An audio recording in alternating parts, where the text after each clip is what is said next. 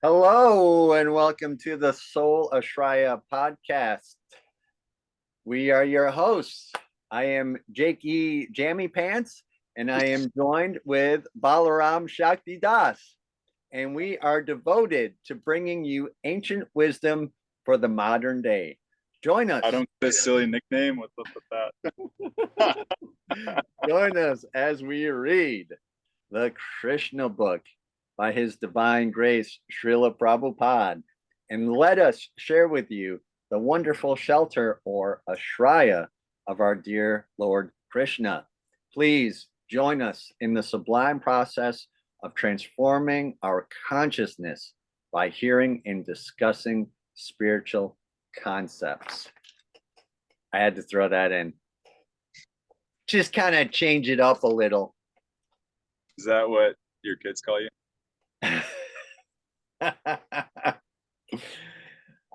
We've been on this thing of coming up with silly nicknames. Me and all the kids have been doing it. So yeah.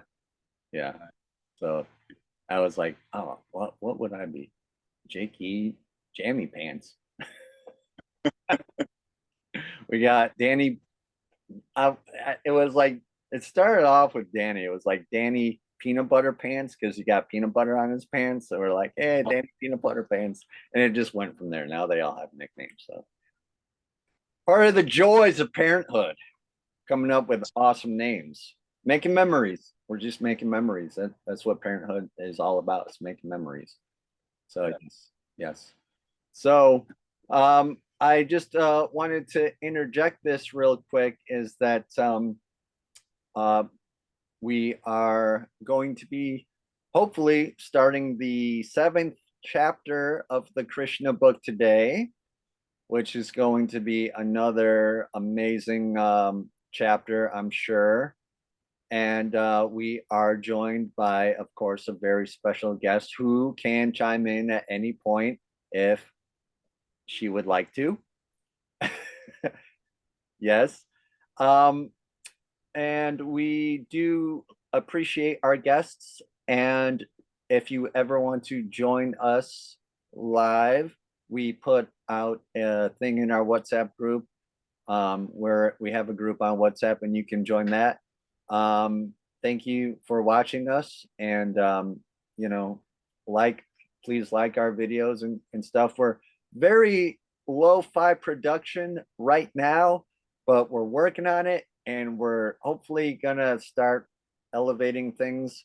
Hopefully before the 100th episode. So yeah. I've been checking out some gear and it's almost in reach. So yes.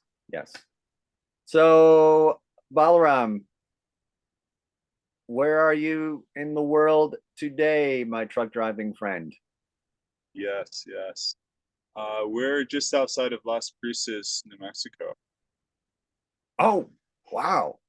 That show, not this side of town. I was on the other side of town, but on the show here before.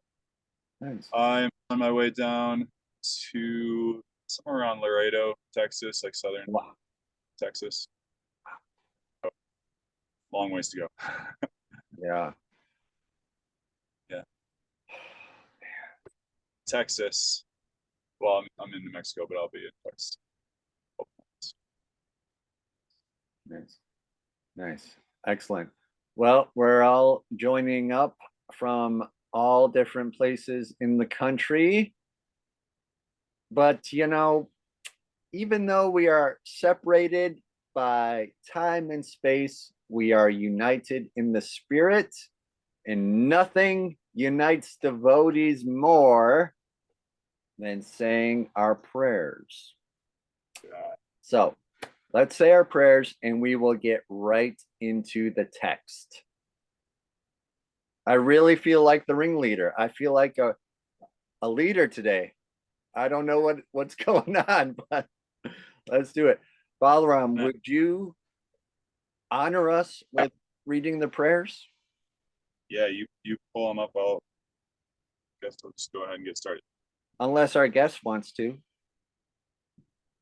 You don't have to if you don't want to. It's okay. Do you have the screen? Yeah, I'll bring it up right now.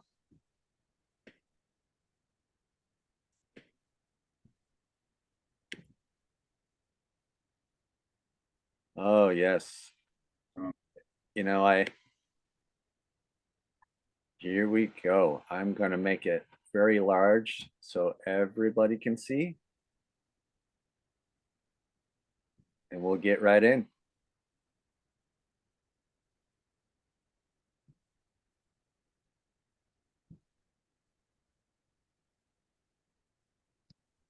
Om Namo Bhagavate Vasudevaya. Om Namo Bhagavate Vasudevaya. Om Namo Bhagavate Vasudevaya. Om Namo Bhagavate Vasudevaya. Om Namo Bhagavate Vasudevaya. Om Namo Bhagavate Vasudevaya. Om Jnana-timirandasya Jnananjana Shalakaya Chakshurunmilitam Yena Tasmai Shri Gurave Namaha. Nama Om Vishnu Padaya Krishna Prishtaya Bhutale Srimate Bhakti Vedanta Swamini Tinamine Namaste Saraswati Deve Gauravani Pracharine Nirvishesha Shunyavadi Paschata Deshparne Vanchakalpatarubhischa Kripa Sindhubhya Evacha Patitanam Pavanebhyo Vaishnavebhyo Namo Namaha Shri Krishna Chaitanya Prabhu Nityananda Shri Advaita Gadadhara Shivasati Gaura Bhakta Vrinda Hare Krishna Krishna Krishna Hare Hare Hare Rama Rama Rama Hare Hare.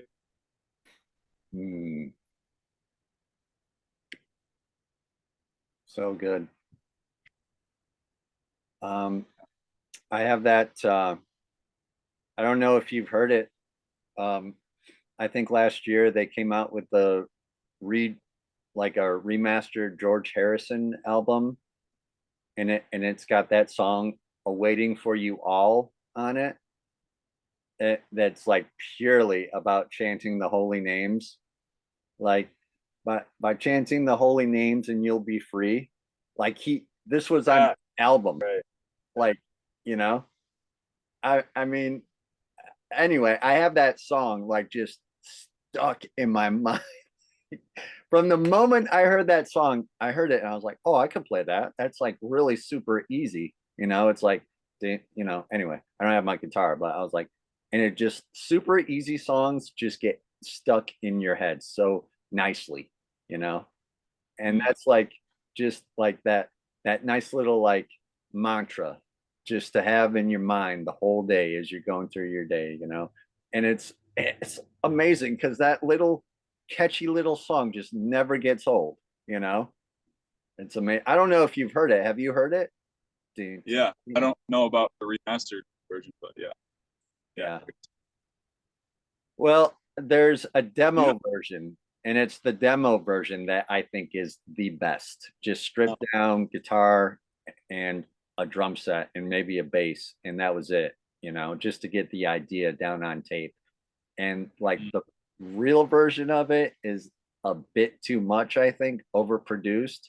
But that demo version just it's like putting the needle right on the groove. It just stays with you all day. It's great. So yeah, it's very nice. You know what, Jake? What we're about to read is very much related to that.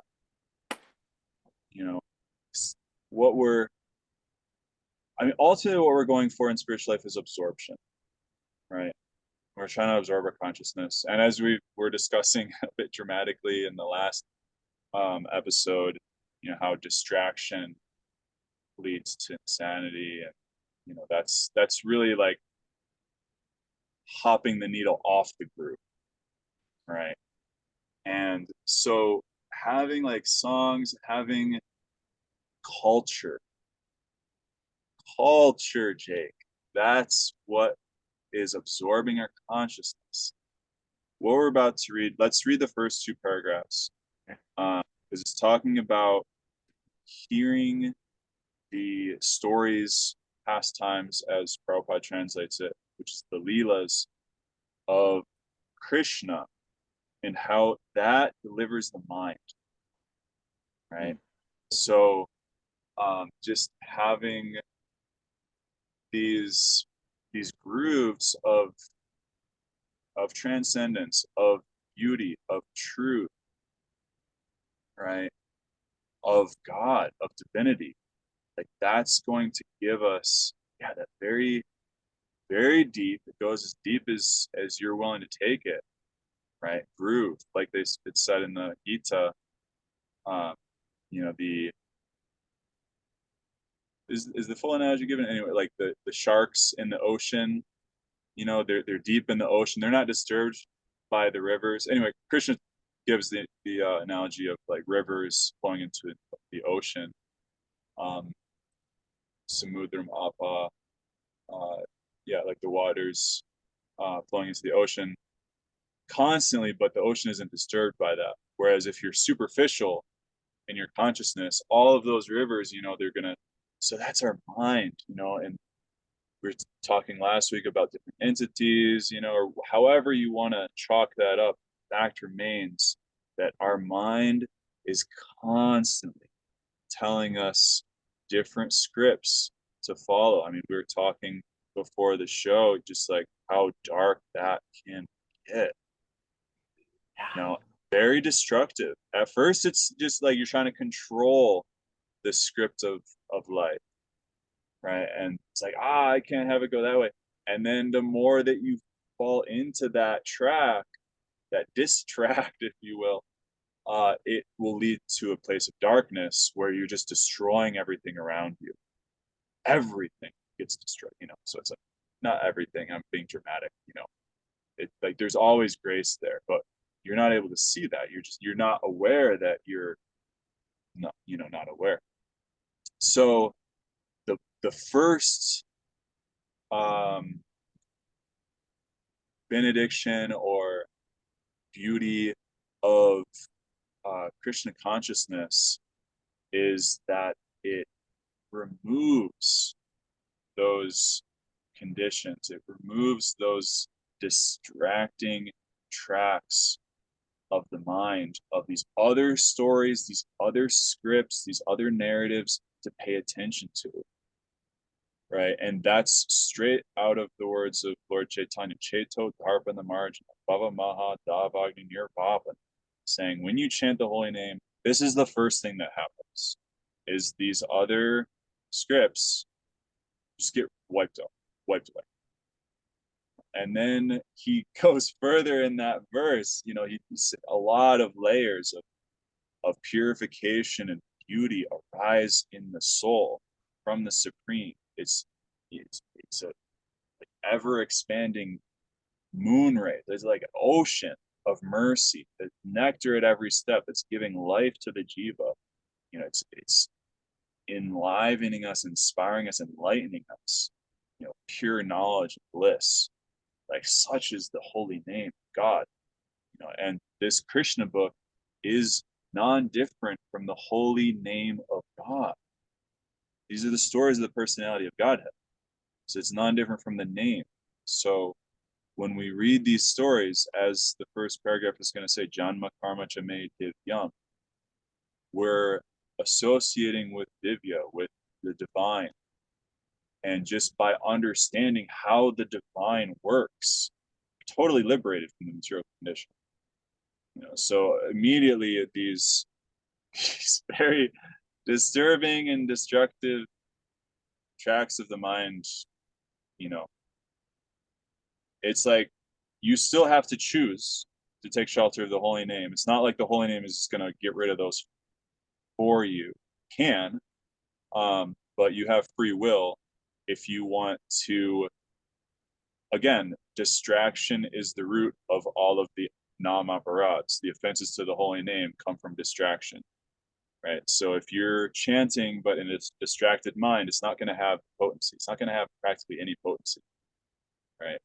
Because you're choosing that, and the holy name will say, yeah, okay, you want that, that's fine. But if you surrender and you take shelter of the holy name, holy name will manifest in this way, you know, and it will give you something very beautiful to absorb your consciousness in, that you can deepen with ever expanding loving exchanges ad infinitum, eternally. You don't ever have to die, basically, in that way. Whereas all these other checks, they have a birth and death, a beginning and an end. Right? You get a new puppy, wonderful, so sweet, yay, I'm exchanging love. And then what happens 10 years later? The puppy dies. It's not a puppy anymore, an old dog. And it's over. And like that really hurts. And it's like I wanted that story to last forever. It's like this is the story of you and the divine. You can enter into that will satisfy you completely. So the first two paragraphs are, well, maybe three. So anyway, we'll read the first two and we'll go from there. But they're really speaking. I could go on with just piggybacking so just about so many things that you just said, but I do want to get to the text, so I'm just gonna start reading. Up to you, man. Well, you can read and just chime in. Go for it, man. Let it rip. The text is more important than my talking. So You're both. So I'm gonna read it. I'm gonna get right in. Chapter 7. The salvation of Trinavarta. The Supreme Personality of Godhead, Krishna, is always full with 6 opulences, namely complete wealth, complete strength, complete fame, complete knowledge, complete beauty, and complete renunciation. The Lord appears in different complete eternal forms of incarnation. The conditioned soul has immense opportunity to hear about the transcendental activities of the Lord in these different incarnations. In the Bhagavad Gita, it is said, Janma karma kame divyam. The pastimes and activities of the Lord are not material. They are beyond the material conception, and the conditioned soul can benefit by hearing such uncommon activities. Hearing is an opportunity to associate with the Lord. To hear his activities is to evolve one's transcendental nature simply by hearing. The conditioned soul has a natural aptitude to hear something about other conditioned souls in the form of fiction, drama, a novel. That inclination to hear something about others may be utilized in hearing the pastimes of the Lord. Then one can immediately evolve his transcendental nature. Krishna's pastimes are not only beautiful, they are also very pleasing to the mind.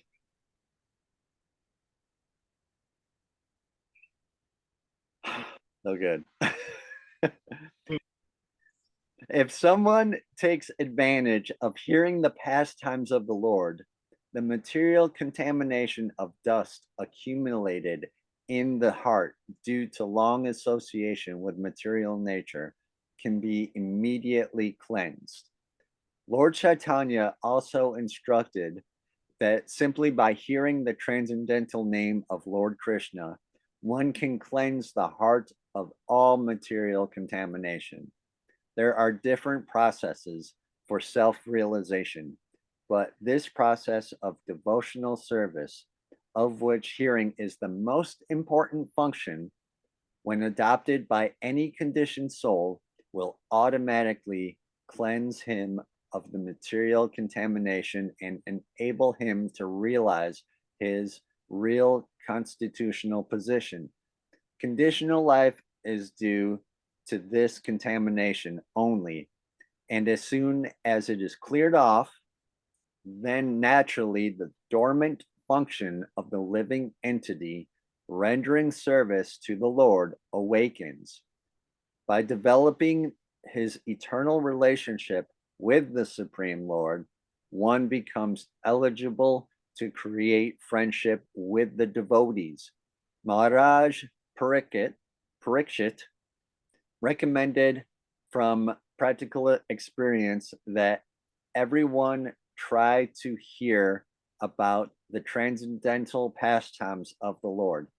This Krishna treatise is meant for the purpose, and the reader may take advantage of it to attain the ultimate goal of human life.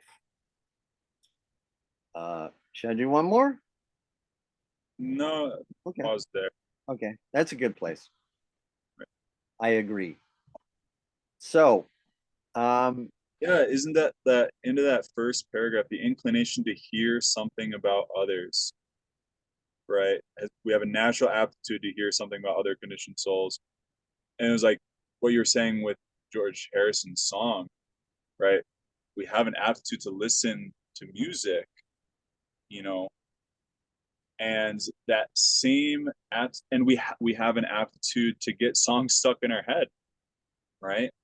mantras. We can either get the same experience of having a mundane love song stuck in our head or a devotional song stuck in our head.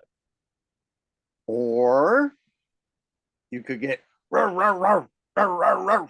You could get that stuck in your head. You know what I'm saying? You know? Yeah.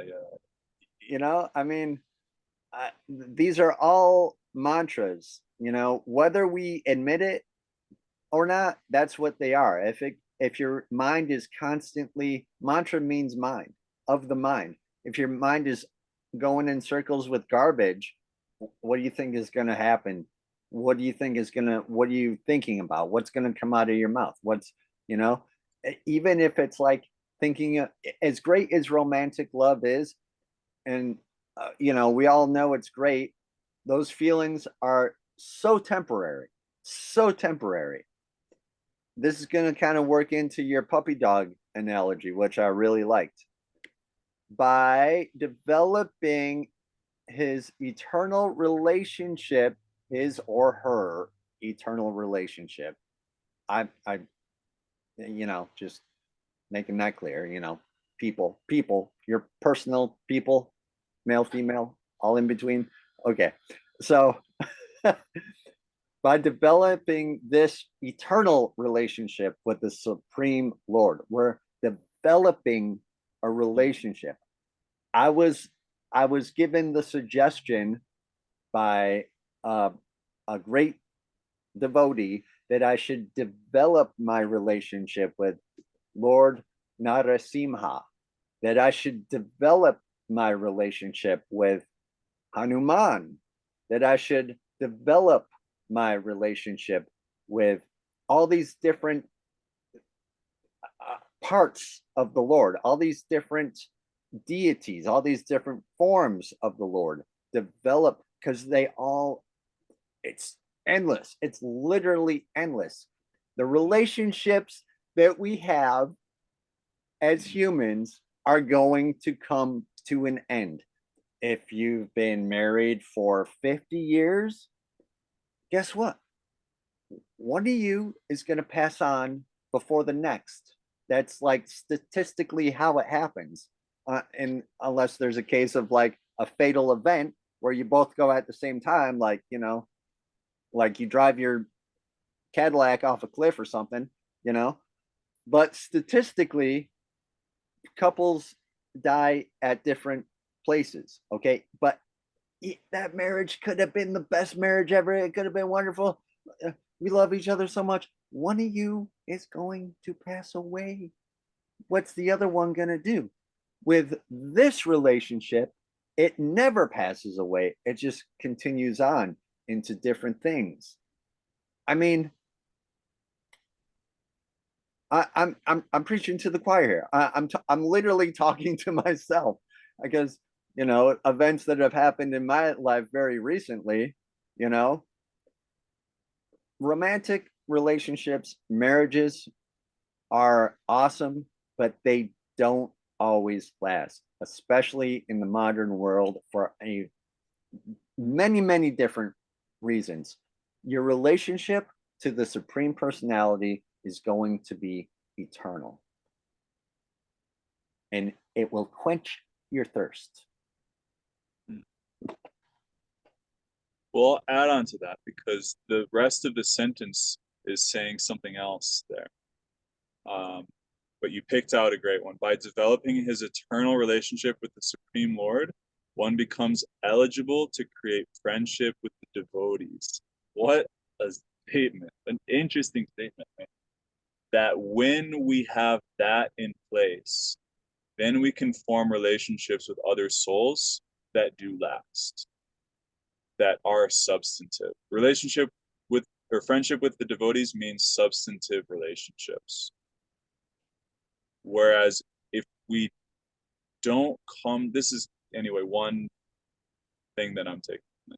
If we don't come to that place of having these, like developing these eternal relationships, as you're saying, how are we going to interact with others? Again, these very subtle scripts in the mind are going to come out your mouth, like you're saying. But if your whole internal world is glorification of God, pure devotion, no self-interest. It's like I was chanting this morning, and it's sort of like the different voices in my mind, and putting myself out there as someone who has different, like we all do. We all do, believe me, everybody. This is just whether or not you like to think of yourself in that way. When you chant, you can unravel those scripts. It's just like they were having a conversation, right? Like it was like, I should say this, and it was like seeing that. It's like, oh, thank you, voice A, villager A. What does villager B have to say? It's like, oh, what about this? So and it's like, yeah, okay, I see where you're coming from. And actually, this is coming from a part of me that has maybe unfulfilled needs, unresolved anger, or whatever. And it's like, no, thank you. I don't have to listen to you. You are not the king. And it's just like this is the genius of like ancient myth stories, is it's like installing the true king on the throne, and then everything comes in order. And it's like, this is what the esoterics say. It's installing the Lord in your heart. Once again, installing the deity. Then all of these other entities do not have authority. They submit themselves immediately. And it's like, we don't understand that these voices and these like needs inside of our heart and so forth, it's just, they're like wounded children that just haven't been heard, and they have these needs and they need to lash out, they need to act out in these unconscious ways, the modes of passion and ignorance, in order to like find the validation that we're all needing and searching for. We just don't know that we can have a pure life of like healthy relationships with others. But we say, no, I need to listen to this voice. And it's like, it's the Gollum syndrome. This is what happened with Gollum, with Smeagol. Gollum was like, where would we be without me? We survived because of me. We all have that voice inside of us. We need to look at these stories and like understand what they're teaching us. We depend on those voices, those aggressive and passive personalities, archetypes, personas, whatever, and we listen to them. And when we do, we speak them, and then we find our foot directly in our mouth, right? Because we offend other people. We're not sensitive to them and their needs, and we hurt them, and we cause all manner of just nonsense. And it's like, you're right, like those relationships are going to end. But guess what? It's like there's no loss to the soul. The soul that was in that persona mask that then died, meaning, translate myself for you here. When you have an unhealthy dynamic with someone, that will come to an end. It's actually a death, or even a healthy dynamic, and that comes to an end. If it's in the modes of material nature, it will end. It's like my wonderful mentor, David Madhava, talks about marriage as not just being a union, but also there's a funeral. So a wedding and two funerals. It's like you're laying to rest an old persona who you used to be, and there's like grieving that occurs with that. So side point there, but when we have these unhealthy dynamics, that's going to come to an end. But there's also a wedding. There's also a newness of the soul's potential to rise into a new, healthy, closer to divinity relationship. And it's like, it's your choice. Are you going to listen to that story? Are you going to listen to Krishna's desire for you to have pure, healthy relationships? Or are you going to keep listening to those voices in your head that say, no, I was hurt. I still haven't found my needs met. But this person has to act according to my. It's like, it's so exhausting. But we do it every day, every moment of every day. We're just like, yeah, I want to take shelter of that voice. Chant Hare Krishna. Why? Why? Yeah. There's a science to the chanting. Believe us, it's like it works. Please, Jay.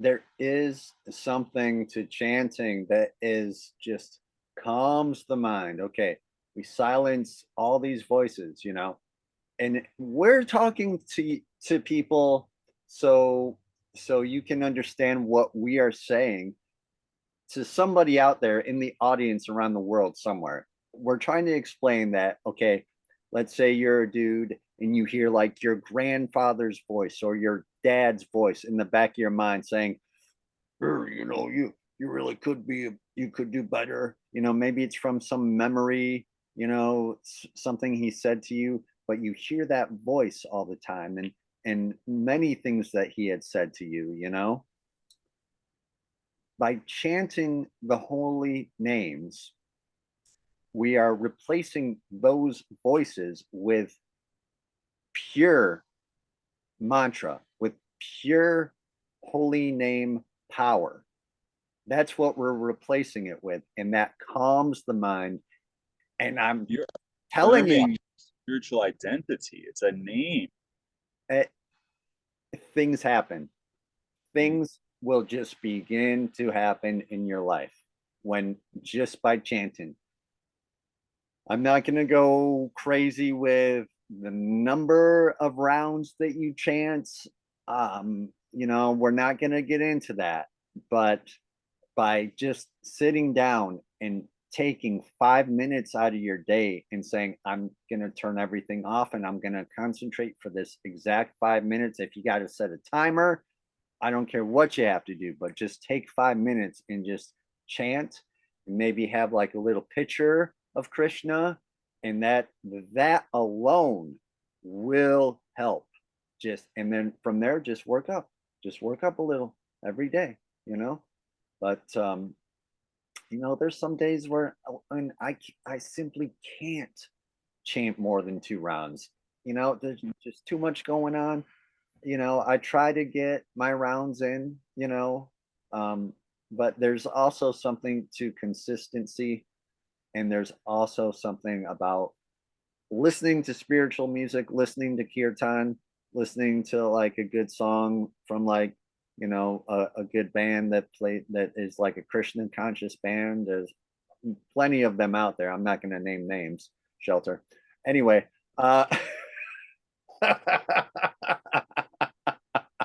Hey, anything that gets you out of those limiting lower mode voices. Thank you so much for um for owning, you know, where you're at with the chanting, and I more want to say validating that, because that is so true. Even just chanting once the name of God, if you're actually in that state of consciousness of taking shelter of that identity of you as a part and parcel eternally of God, of the supreme being, that you are a servant of the Lord, you're a divine son, a divine daughter, like that is who you are. All of these other stories, it's like I'm seeing how unmanageable they are, right? I mean, that's the foundation of the 12-step program, and it's genius. It is genius, because until you come to that point, you will not have any spiritual realization, none. So like, what does it matter how many rounds you chant? Just chant with sincerity. And if you're not chanting, doesn't mean like, oh, I did the thing now, you know, everything's just gonna work out, right? Like, no, it's a transformation of consciousness. Every part of your day is yoga. Means it's a discipline, it's a lifestyle. You know, you're clearing the mind of these scripts, of these narratives. You're taking shelter of a spiritual identity. Chanting the name is the most direct way of doing that, the most direct manifestation of that. But everything that we're doing, like you're saying, yeah, listen to music, like bring that by. How do we maintain that consciousness? How do we execute that yoga? Bring that vibration in. It's saying it right here. Hearing, right? How many times did Prabhupada say that? Of which hearing is the most important function, simply by hearing the transcendental name. Yeah. Like, I'm just like looking down at the page, like it's just, this is it. Bring the transcendental vibration in your life and just flow with that. Yeah. Flow with it. Yeah. Get creative. Don't just accept a dogmatic answer of like what spiritual life means. We have to really get to the essence of this. Yeah, this is not like a contract that you're entering into where you say, well, I did the thing with the thing and I didn't get the thing, you know, what's going on here? I want my money back. No, this is not like that. This is just flow with it. Just get in the groove and just ride it out. You know, that's what this is. That's, I mean, think about what our lives are, you know? Anyone who has a profession or anything that they do as a profession, they wake up in the morning, they go to work, and they just kind of go with whatever happens and they deal with everything that comes at them, right? So this is exactly how this is. So yeah, it's not like, you know, well, I chanted 16 rounds and nothing happened. See you later. No. No. That's not how it works. Go ahead, Corina. Yeah, powerful what you guys are sharing. Just to add on to that, like Krishna hears our sincerity. So it's like the sincerity with which we're chanting and we're desiring to hear more. What's coming through for me is like how much more I am hungry to hear from Srila Prabhupada and get his Shakti like in my mind and have that be the script.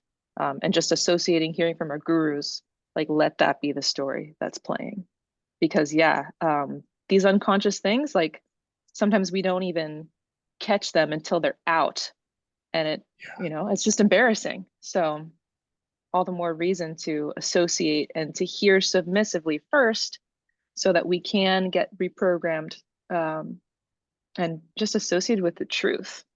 Otherwise, the modes are controlling us. Yeah, absolutely. And it's okay if it comes out, you know, it's okay to be embarrassed because it's all grace anyway. You know, the modes are serving Krishna. So We were it's just talking about that too. Yeah, we're just too stubborn to admit that. And so we double down on these, you know, this choice to think that I'm the victim and the world needs to change. And if I just stick to this script, if I just stick to it, it'll work out. You know, if you could only see, you know. So if But it's like sorry, you going through that experience in and of itself, you know, it's like great if you can hear and transform your consciousness, horrible, you know, but if you go through it, you know, and get just humiliated, within that itself is Krishna's mercy to reveal to you that, hey, that's not you, Hmm. you know, and that comes the moment of surrender when you say, I can't control this. I thought I could grab life by the horns, control the material nature, but I can't. Please help. yeah. Yeah, and that's very powerful too. You know, so it's like there's no, in one sense, like there's no right and wrong on the spiritual path. No, it's like as soon as you get into that mentality of like, oh no, you know, I can't do that. It has to. No, like that's another script. Like you think you know how Lord is dispensing His mercy. So just in case someone is watching this, like, you know, raw, you know, just, oh, what am I, I'll put this on, I guess. Let's just do a brief rundown on what the modes are, just in case. What are these modes? What are these crazy people talking about modes? So Yeah, what are the modes? yeah. So there's three modes: material nature, goodness, passion, ignorance. Goodness is when we're aware of nature and we're in that flow and we're not um, being pulled into the lower modes, which passion means control, means you're trying to control the situation and you just need more and more and more control. And ignorance or darkness, tamas, is when that spirals out of control, you could say, and it becomes destructive and it blinds you to seeing things as they are, which is the illumination of the mode of goodness. There's a basic idea of those. Yeah. Go ahead. Yeah, just returning to that topic of like catching ourselves in that and then surrendering. Like the surrender comes with this question, okay, I see myself acting in this way right now. What am I blind to? What am I not seeing in myself that's controlling me? And then just holding that question, surrendering, asking for that grace to come through. Yeah. And it could come through by means of like another person or like a situation where you embarrass yourself by exhibiting the lower modes and kind of getting slapped for that. It's like you have to understand. It's not like, ah, oh, damn it, I did it again. You know, I haven't. It's like, hey, there it is. There's your mercy. There's the reciprocation. You know, it's like you have to get over yourself to be able to learn from that. But those can be some of the most powerful. Yeah. Um, yeah. Thank you. Yeah. Well, we could read on a little bit more if you'd like. Sure. The next paragraph is, yeah, it's a big philosophical thing. Maybe we read one paragraph and then Okay. discuss points around it, and then wrap it up.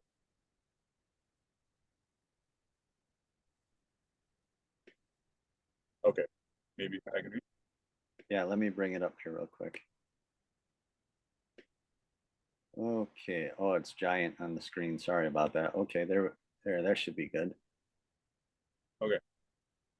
The Lord, out of his causeless mercy, descends to this material world and displays his activities just like an ordinary man.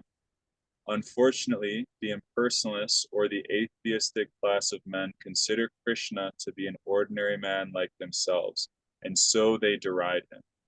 This is condemned in the Bhagavad Gita by the Lord himself when he says, Avajananti ma mudha.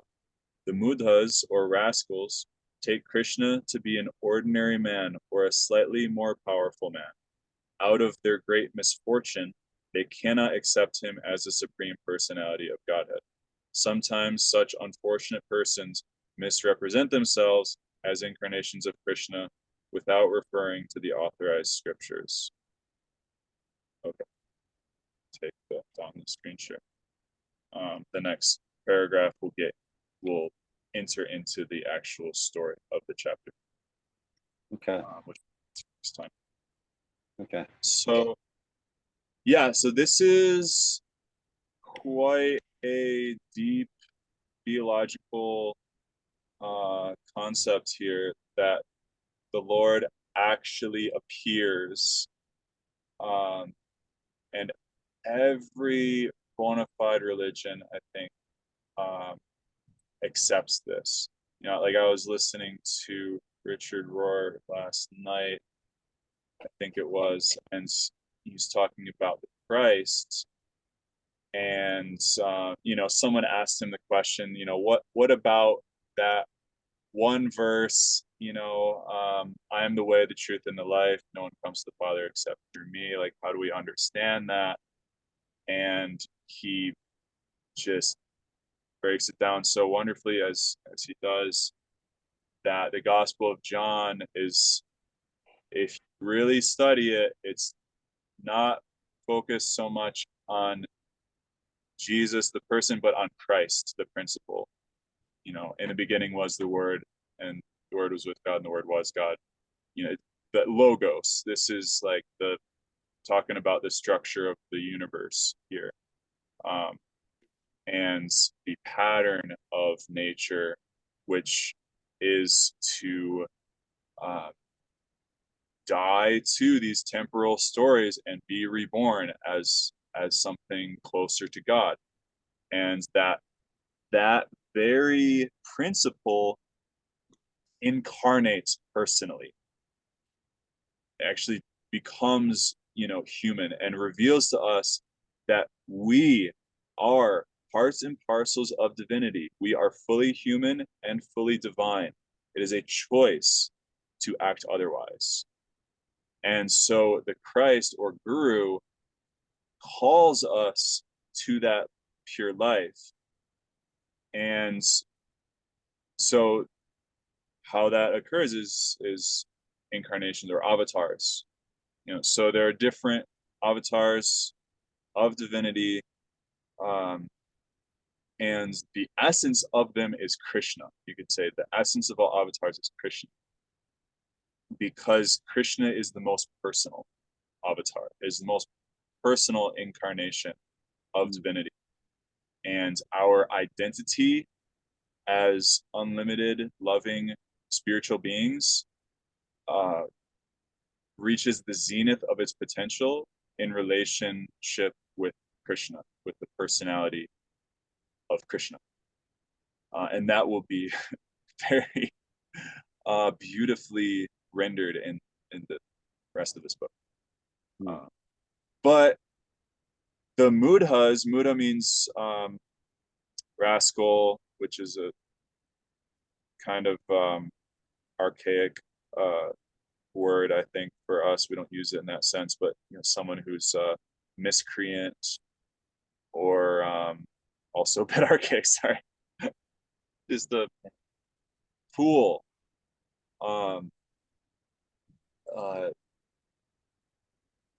Decries or derides the Lord, and says, like, there can't be any spiritual reality, any spiritual story beyond the scripts of my mind. Actually, these, not only is there nothing transcendental, and that the, you know, the stories of my minds and the identities, you know, that I have came up with are real, but they are absolute.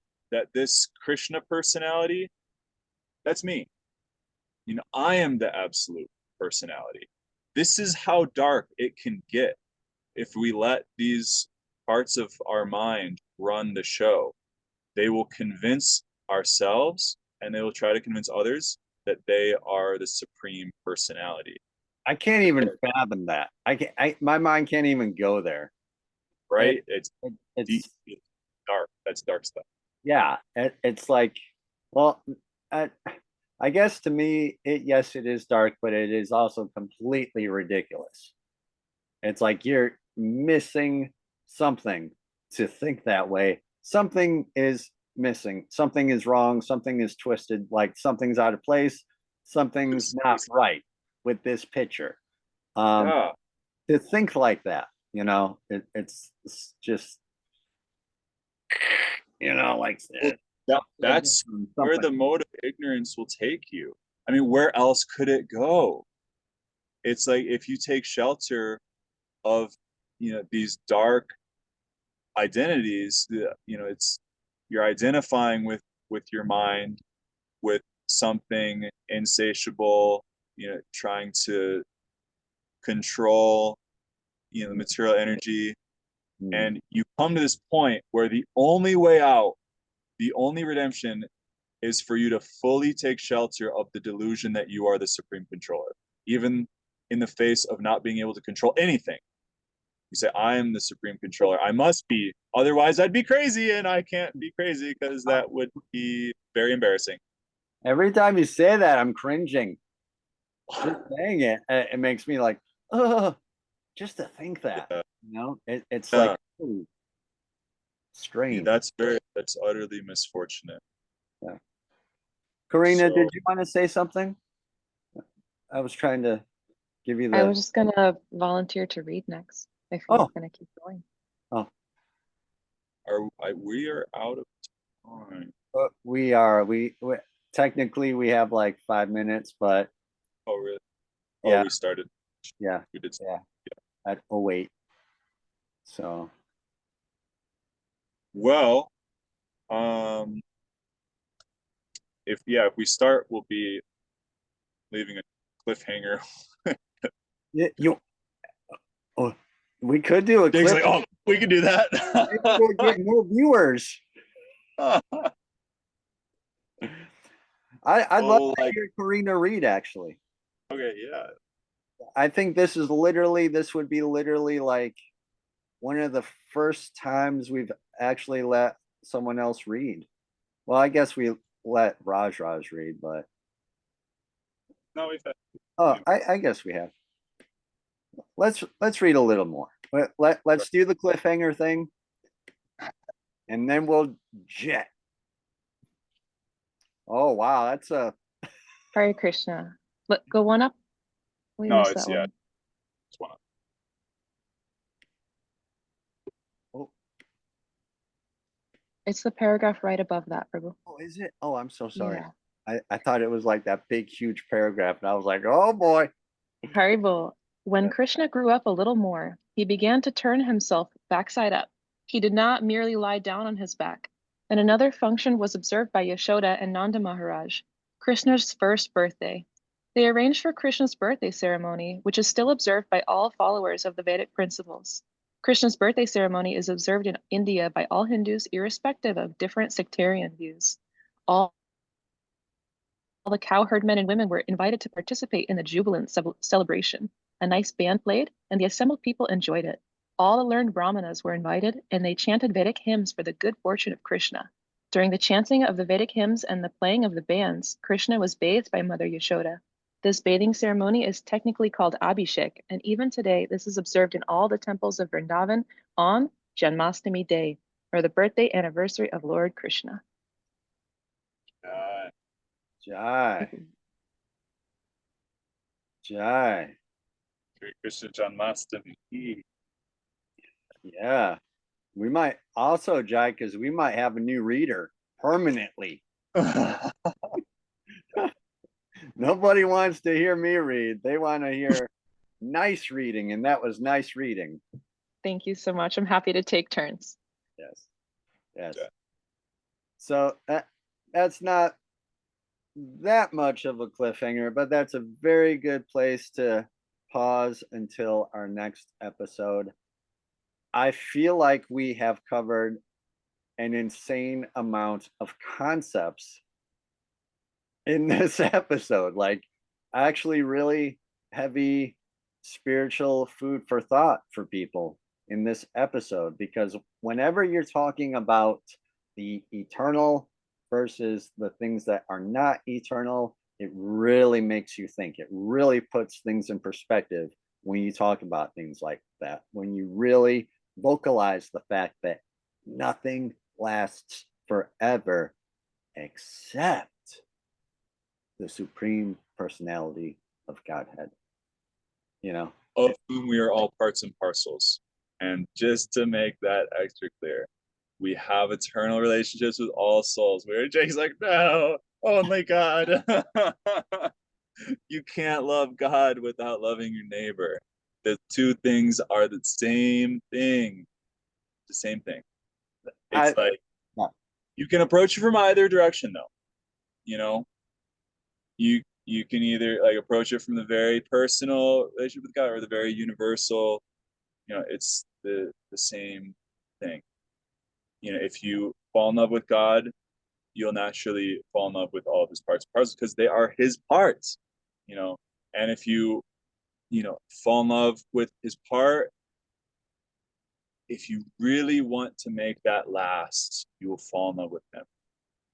You know, so we are not against families or puppies or anything. Yeah. I love how like this is why we have the show. It's because we have this thing where we just like have this flow where I say something and then it's like I'm the bread, or maybe Balaram's the bread and I'm the jam. Jakey jam. You know, There it is. jam on that bread. Little peanut butter, and then Yeah, it's complete. It's complete because Captain Nanners, banana fanatic. yes, Over yes, here. Captain Nanners. I love it. All right. Well, Just last point, that we can find love of God like through loving another. I'm here visiting my mom, and she got into describing like how she felt about me as a baby, and she went like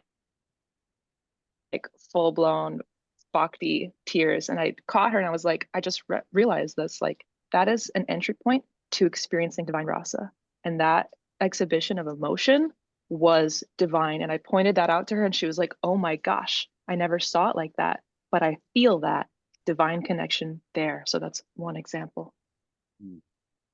Love is love is love. Let's say that. that's a good mantra. One points to the other, the divine and the mundane. They point to each other. Like, how else are you going to enter the spiritual world? Yeah. Okay, I know. Well, we could go on forever with that. Yes, we'll keep on going, making peanut butter and jammy sandwiches forever. All right. So let's end the show by reciting the Maha Mantra 3 times.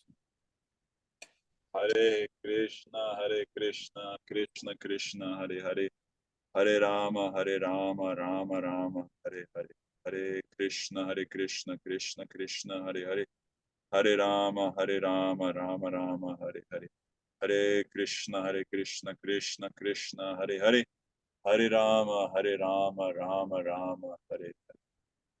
Thank you again for watching us. Please like and subscribe and press all the buttons and ring all the bells and do all that stuff for us. We thank you very much for watching, and we will catch you next time. Haribol.